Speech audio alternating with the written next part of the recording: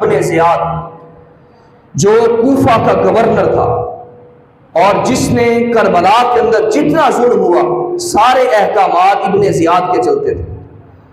اب اس کے ساتھ ابراہیم مالک بن اشتر نے اس کے ساتھ مقابلہ کیا، جنگ ہوئی اور 10 محرم الحرام اسی دن کو 67 ہجری کے اندر اب اسی بدبخت کو فرات کے کنارے پر اس کو مارا گیا اور اس کا سر کاٹ کر امام عالی مقام رضی اللہ تعالیٰ عنہ کا سر انور جہاں پر رکھا گیا تھا اس بدبخت کا سر بھی وہیں پر رکھا گیا اور بتلایا گیا کہ دیکھو امام عالی مقام کے سر کاٹنے والے کا انجام یہ ہوتا ہے. دردناک موت واقع ہوئی.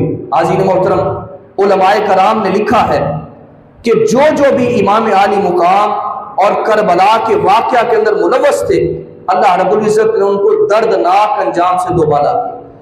دردناک اموات واقع ہوئی اور 6000 کوفی مختار سقفی کے ہاتھوں قتل ہوئے جو کربلا کے واقعہ کے اندر شریک تھے.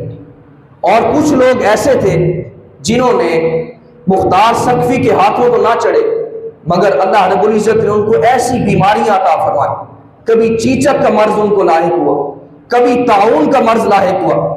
اس کے اندر انہوں نے دردناک انداز کے اندر تڑپ تڑپ کر مر گئے.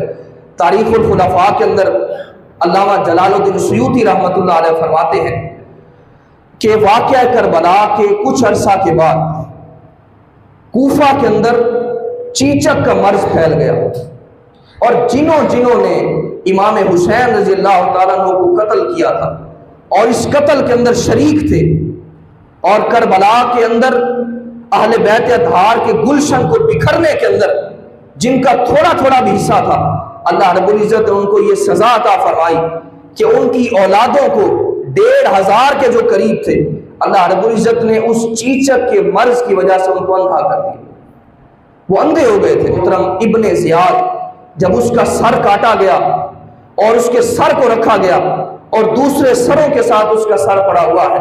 عزیز محترم روایات کے اندر آتا ہے کہ ایک سانپ جس کو لوگ دیکھ کر کانپ گئے وہ سانپ آیا اور اس نے سارے سروں کا معائنہ کیا اور حتیٰ کہ ابن زیاد کے سر کے پاس پہنچا اور ابن زیاد کے نتنوں سے داخل ہوا. بہت بڑا سانپ تھا.